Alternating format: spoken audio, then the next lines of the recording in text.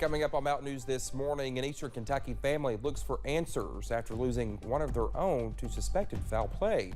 And school districts in the Big Sandy work together to send support to damaged areas in Western Kentucky. Dedicated to Eastern and Southern Kentucky, this is WYMT Mountain News this morning.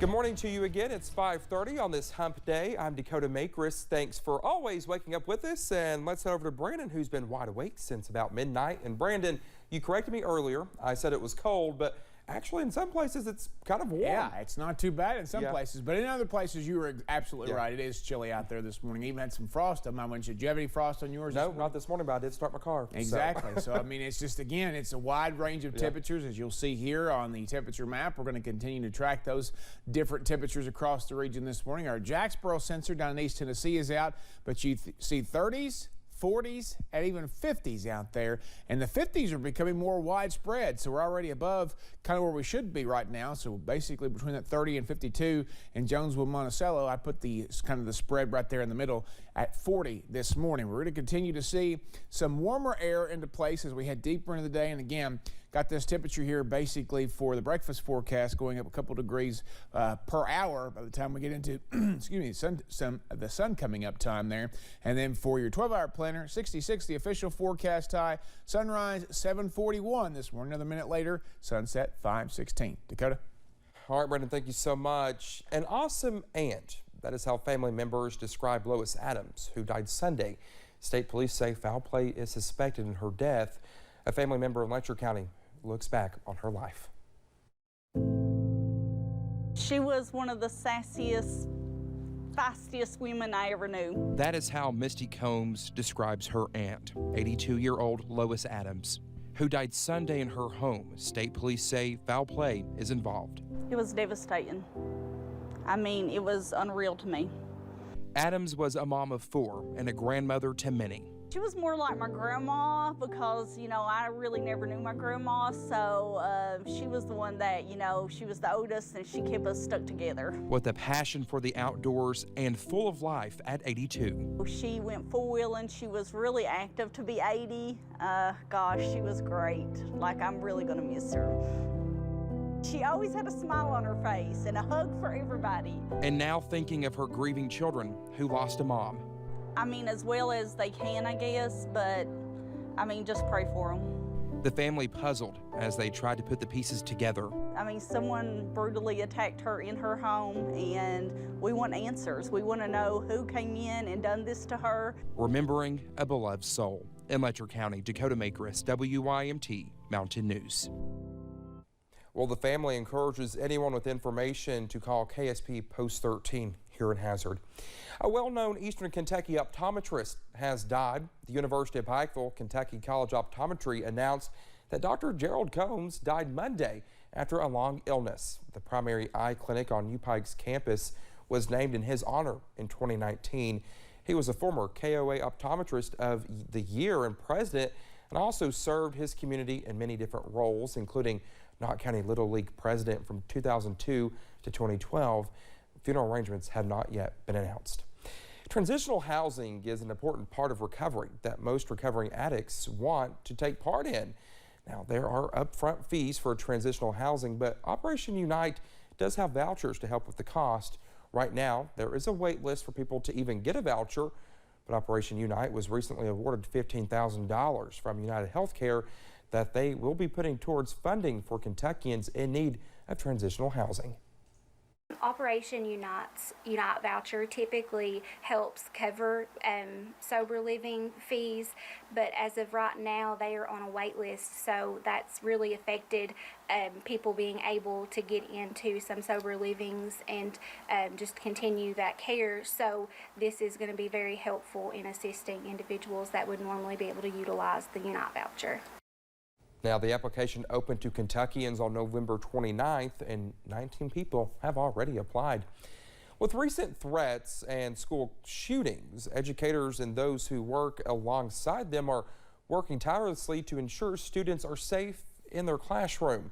Executive Director of the Kentucky Center for School Safety, John Ackers, says a big part of harm prevention happens outside of the classroom. It is important for parents, guardians, and mentors to ensure kids fully understand the legal consequences that come with negative actions. They need to tell these children that, hey, don't do those things. It's against the law. It's a Class D felony if you terroristically threaten the school. Now, he adds that parents, guardians, and mentors must be vigilant about what kids are saying to one another. If you hear something that is off-putting, it is best to reach out to someone and report it. Well, while some people are rolling up their sleeves to give, others are planning to roll out a caravan of care. School districts across the region are coming together, taking up donations to help those impacted by tornado destruction. Our Buddy Forbes has more about why area schools want you to stuff the bus. With the storms in the rear view, whenever you see loss, it's devastating. The devastation left behind moves the people of Kentucky forward toward one goal. It's heart-wrenching, and particularly at this time of year, which is supposed to be a time of joy and happiness. School districts from across the Big Sandy region are joining a larger effort to bring in donations, hoping to make some small impact on the people of Western Kentucky. When I pulled in on Monday morning, I just got out, just getting ready to start the day. There's already somebody parked outside saying, where can I take this stuff? Some superintendents simply trying to offer compassion. You try to teach a child earliest as do unto others as you would have them do unto you. And but for the grace of God, that could be us. While others have seen different versions of devastation firsthand. They're becoming supply hubs. They're becoming counseling hubs. They're becoming, they're trying to provide for the needs of the people of their communities. Knowing the difference it makes to see the cavalry come through. See people to bring in those supplies was something that just knew that we weren't alone. Stuffing buses in 16 districts with water, food, necessities, and toys, with plans to leave their home schools next week to drive home what it means to be a neighbor. When we talk about commonwealth, people are across this community, across this state, are about the commonwealth of the entire state. Sending a streak of yellow to help out fellow Kentuckians. In Lawrence County, Buddy Forbes, WYMT Mountain News. The 15th Region Caravan is expected to leave Monday morning, meeting up in Winchester with another caravan before heading to Western Kentucky to deliver the supplies. Until then, you can donate specific items at any school or district listed on our website. Well, earlier this week, we told you about a semi-truck picking up donations in Perry County for tornado relief over in Western Kentucky. Well, that truck was rerouted to Arlington Elementary School, where volunteers were on site to help unload. Now, the largest donation to the school yet, they filled up a substantial portion of the gym where supplies will be stored. Chris Hall and Harley Bartley of Hazard organized the donations and made the delivery. It helped out a lot, Perry County.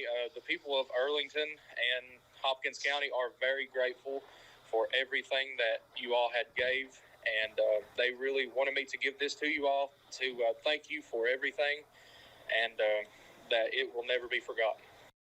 Hall is organizing another donation drive called Helping Rebuild with Santa on December 21st at Perry County Park from 4 to 7 p.m. Toys for Christmas will be a focus of that drive. Other important items are listed on our website. The tornadoes hit just 15 days before Christmas, leaving many families with nothing heading into the holidays.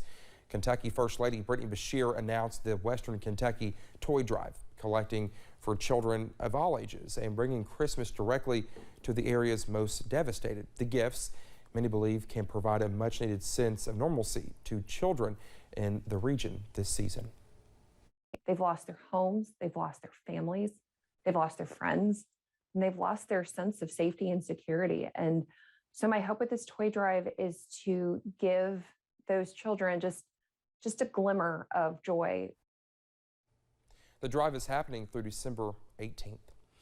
ARH, Our Lady of the Way Hospital in Floyd County, held its annual toy giveaway just yesterday. WYMT's Jordan Mullins was there to speak to ARH officials and get a glimpse of the Christmas spirit a bit early. Folks in Floyd County came out on Tuesday night to get into the Christmas spirit in a COVID-safe manner. For many years, we actually had our event in the hospital. And with COVID, we really couldn't have an event inside the hospital. So last year, we got the idea to have a drive-through Santa event. ARH, Our Lady of the Way Hospital, partners with Hasbro to give thousands of toys to children in the community. We're just taking the opportunity to give back to our community.